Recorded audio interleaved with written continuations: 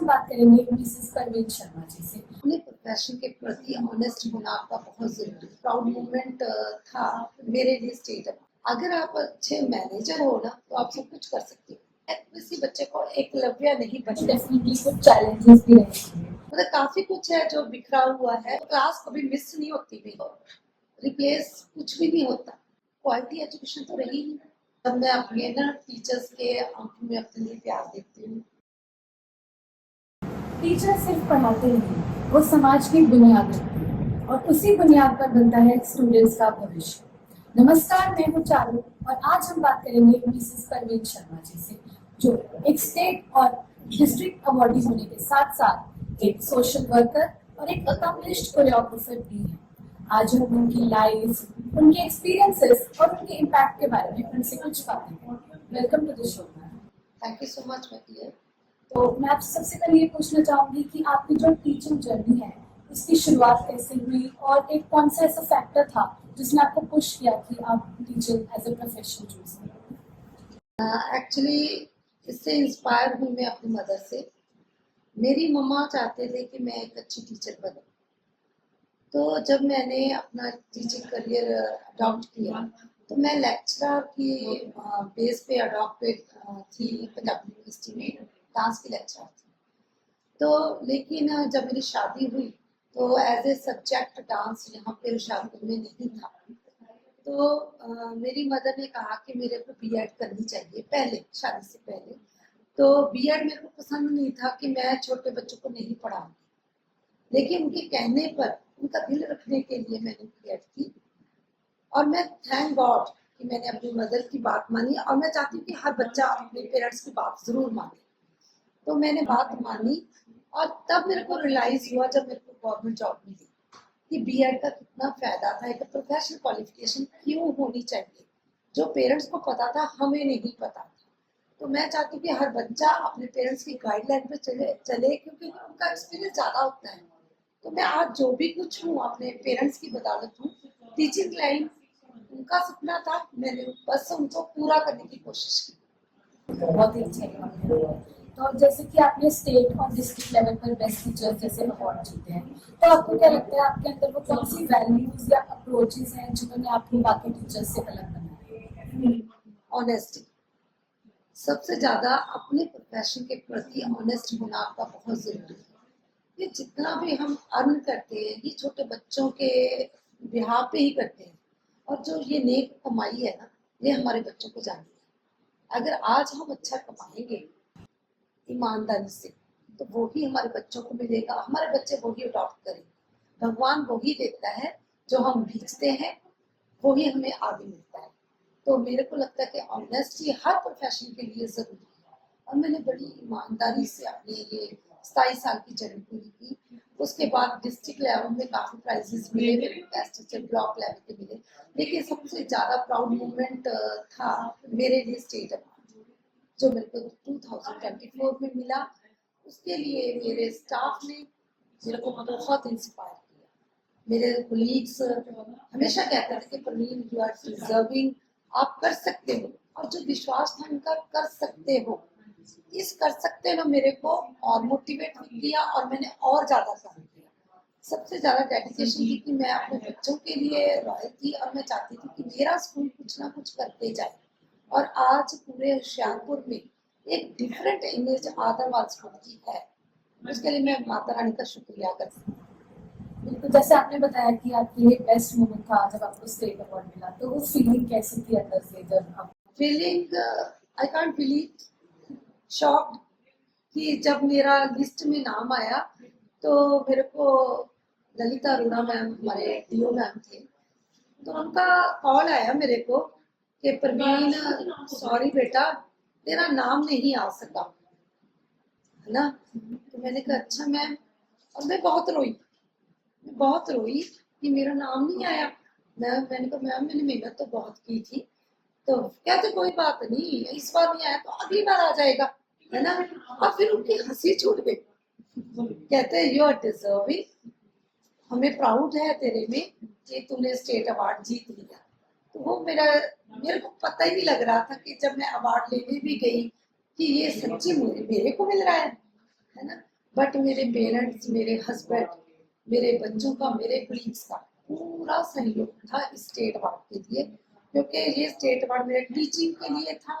Teaching के पीछे मेरे हस्बैंड थे, क्योंकि मेरे को वो अगर साथ देंगे तभी मैं एक्स्ट्रा वर्क कर सकती हूँ। बच्चों का सहयोग था, मैंने उनको निग्लेक्ट करके भी अपने स्कूल्स का काम किया है। और मेरे कलीग्स हमेशा मेरी बाजू बन के खड़े हुए। मैं तो नवरत्न कहती हूँ अपने टीचर्स को कि इन्होंने मेरा पूरा सपोर्ट किया, और स्टेट अवार्ड मेरा नहीं, इन सबका है। तो टीचर होने के साथ साथ आप एक सोशल वर्कर भी हैं और जैसे कि आपने बताया डांस कोरियोग्राफर भी है, तो इतनी सारी चीजों को एक साथ आप कैसे बैलेंस करेंगे? This one non management. अगर आप अच्छे मैनेजर हो ना तो आप सब कुछ कर सकते हो। तो जैसे मैं स्कूल से जाती हूँ, उसके बाद यहाँ संजीवनी शरण है सोनालिका का, वहाँ 60 से अब बुजुर्ग होते हैं कि 76 होते हैं, 86 ऐसे, तो उनको मैं डांस सिखाती हूँ। तो वो उनके जीने की जो इच्छा है ना उसको जागृत करती हूँ। तो एक अंकल ने मेरे को बोला कि बेटा थैंक यू सो मच। मैंने कहा किस बात के लिए अंकल जी? कहते मैं सारी जिंदगी अपनी वाइफ को कहता रहा मैं नच के दिखा, उसको नहीं आया, और तूने मेरा जाते जाते ये ड्रीम पूरा कर दिया। और कुछ जो लोनली फील करते हैं, जैसे सिंगल रह जाते हैं कुछ कपल्स, तो सिंगल्स के लिए टाइम स्पेंड करने के लिए ये मोमेंट्स देना, ये मेरे लिए सबसे बड़ी बात है। कि वो मेरे को जब मैं जाती हूँ ना इतना अच्छी तरह हक करते हैं कि ऐसा लगता है कि मैं 2 पल किसी को खुशी दे सकी। वो मेरी कला के राही भगवान की कृपा से वो मैं उनको खुश देखती हूँ ना, जब वो भाग के निकलते हैं। और मेरे को मैडम कहते हैं, इस उम्र में मैं छोटी हूँ सबसे, तो मैडम कहते हैं, तो ये मेरे लिए प्राउड मोमेंट होता है। और सोशल वर्क के तौर पे अगर मेरे पास कोई डांस सीखने के लिए घर पे आता है, सरकारी स्कूल से कोई कोई मेड का बच्चा, कोई भी, मैं किसी बच्चे को एकलव्य नहीं बनने दूंगी। ये मेरा टारगेट है कि अगर किसी के पास पैसा नहीं है, कोई सीखना चाहता है, तो फ्री ऑफ कॉस्ट, कोई भी पैसा नहीं लगता। आप मेरे से क्लासिकल डांस के चाहे किसी भी डांस के फॉर्म सीखना चाहते हो, यू आर ऑलवेज वेलकम। तो इतने सारे आपके अचीवमेंट्स हैं, इतने सारे अकम्पलिशमेंट्स हैं, तो इनके पीछे डेफिनेटली कुछ चैलेंजेस भी रहे होंगे, तो अगर आप थोड़ा उनके बारे में कुछ बताना चाहें। चैलेंजेस तो बहुत रहे हैं, क्योंकि एक लेडी के लिए घर संभालना, बच्चे संभालना और इतना कुछ मैनेज करना इज डिफिकल्ट टास्क। बट मेरे हस्बैंड ने मेरा बहुत साथ दिया, क्योंकि मैं कहती हूँ ना हमेशा, सभी कहते हैं कि एक मर्द के पीछे एक औरत होती है, मैं एक औरत के पीछे एक मर्द। तो मैं तो यही कहती हूँ कि संजीव जी ने मेरा जितना साथ दिया है शायद ही कोई दे पाए, क्योंकि आपको तो शायद नहीं पता होगा, मैं आपको बताना चाहती हूँ कि मैं मिसिज शाहपुर की ऑर्गेनाइजर हूँ, जो मैं करवाती हूँ ये शोज, और मिसिज शाहपुर दोनों करवाती हूँ। स्टेट और इंटरनेशनल नेशनल लेवल के डांस फेस्टिवल करवाती हूँ, और ज्यूरी मेंबर हूँ मैं अपनी पंजाबी यूनिवर्सिटी पटियाला की, और साथ में यूथ फेस्ट भी जितने होते हैं, और पंजाब बोर्ड की मैं एफिलेटेड मतलब जजेस भी कर देती हूँ, जजमेंट करती हूँ। मतलब काफी कुछ है जो बिखरा हुआ है, वो समेटती हूँ, लेकिन उसको मैनेज करती हूँ कि पहले स्कूल भी जहाँ रहती हूँ वहाँ 110% देती हूँ। अगर स्कूल में हूँ तो टीचर का किरदार निभाती हूँ, घर में हूँ तो वाइफ का किरदार निभाने की कोशिश करती हूँ, और साथ में अगर डांस टीचर हूँ तो क्लास कभी मिस नहीं होती मेरी। हमेशा मेरे इवनिंग क्लासेस डांस की लगती रहती है, हमेशा। आज तक एक दिन भी ऐसा नहीं हुआ कि क्लास मिस हुई। तो अब मैं थोड़ा एजुकेशन रिलेटेड आपसे सवाल पूछना चाहूंगी। आजकल बहुत ही कॉमन बात है कि जो हमारा एजुकेशन सिस्टम है ना, वो मार्क्स पे ज्यादा फोकस करता है। तो आपको ऐसा सच में लगता है कि लर्निंग कहीं पीछे रह गई है, और स्टूडेंट्स पर इसका क्या असर पड़ता है? एक्चुअली सभी पेरेंट्स को ना एक चूहे की दौड़, चूहे की बिल्ली की दौड़ लगी हुई है ना। वो चाहते हैं कि मैं, मेरा बच्चा जो टॉप कर जाए, उसके बच्चे के 90% है, मेरे 92% आने चाहिए, ऐसा इन्होंने बच्चों के दिमाग में भर दिया। क्वालिटी एजुकेशन तो रही नहीं, सिर्फ मार्क्स की जो अदला बदली है वो हो रही है। क्वालिटी में ना तो उनको नैतिक गुण भरे जा रहे हैं।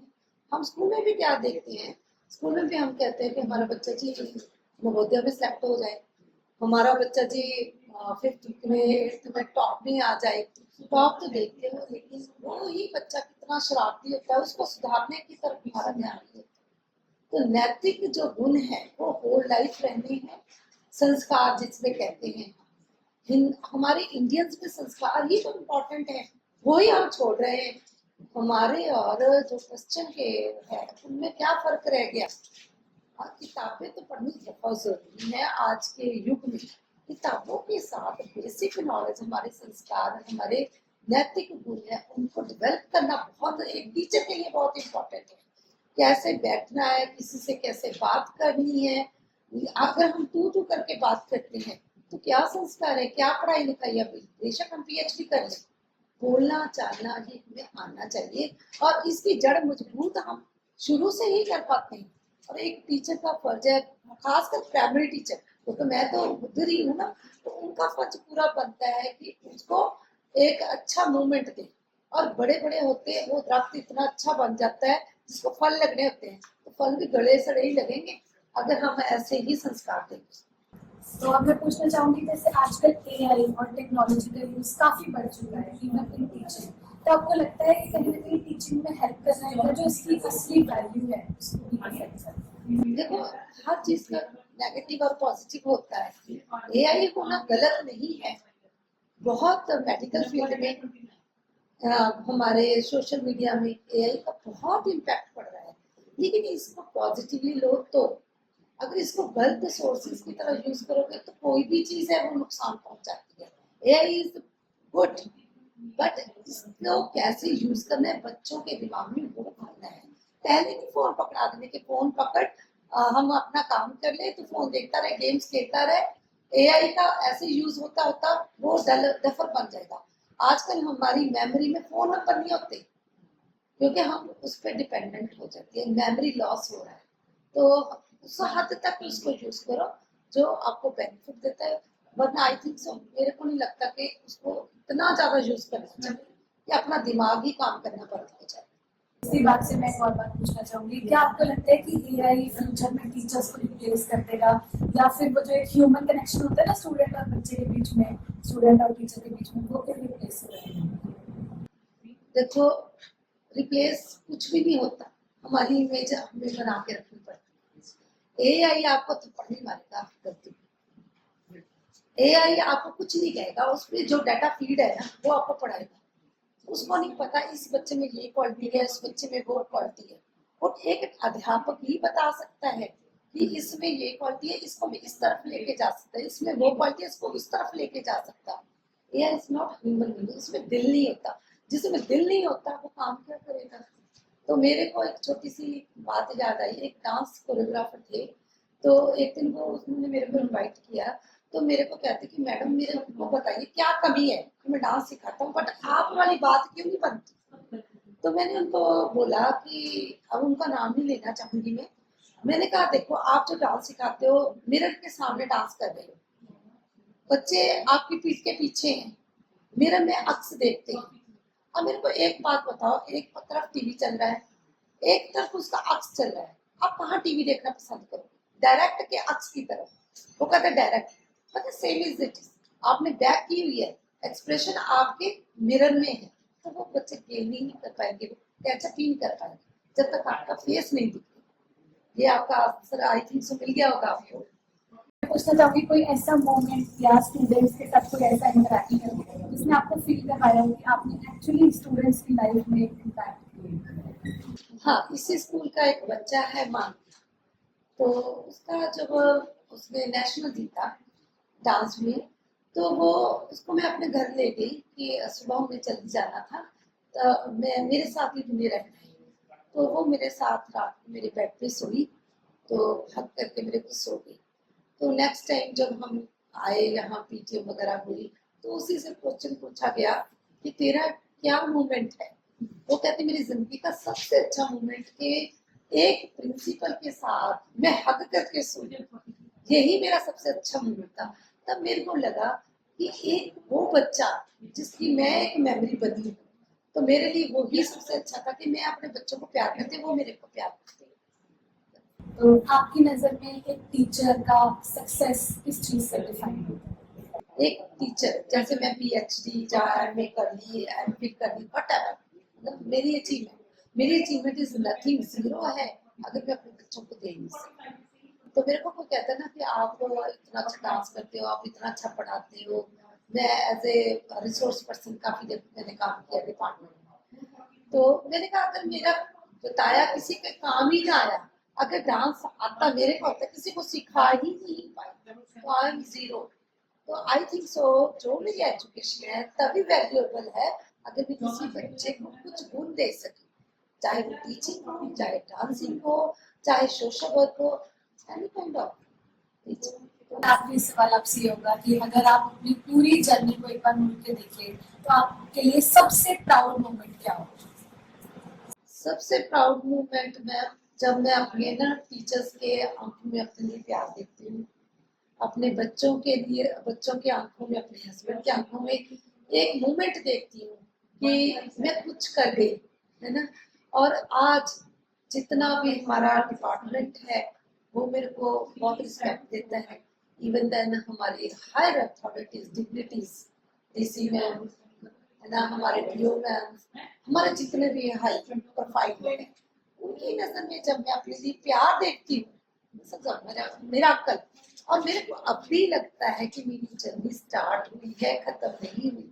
जब मेरे को कोई कहता है ना कितने साल रिटायरमेंट के रह गए, तो मैं 5-6 साल बताती हूँ, तो मेरा दिल ऐसे उदास हो जाता है, आंखों में आंसू आते हैं कि काश भगवान मेरे को और 10 साल दे दे, मैंने और काम करना है और मेरी जर्नी यहाँ स्टॉप नहीं होगी।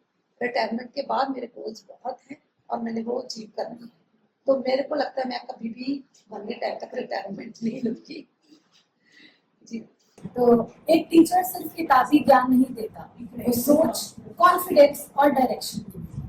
आज की इस बातचीत से ये साफ है कि मिसेस परवीन शर्मा जी की जर्नी सिर्फ अवार्ड्स तक सीमित नहीं है, वो बच्चों के दिलों में बनाए गए उस इम्पैक्ट से भी डिफाइन होती है। तो एक बार फिर से हम आपका धन्यवाद करना चाहेंगे कि आप हमारे साथ इस खास बातचीत का हिस्सा बने। थैंक यू सो मच, आपने मेरे को ये ऑनर दिया और मेरी बातें मेरे बच्चों तक, मेरे समाज तक पहुंचाने की जो कोशिश है, आपका प्रयास है, उसके लिए मैं अप्रिशिएट करती हूँ। Thank you so much.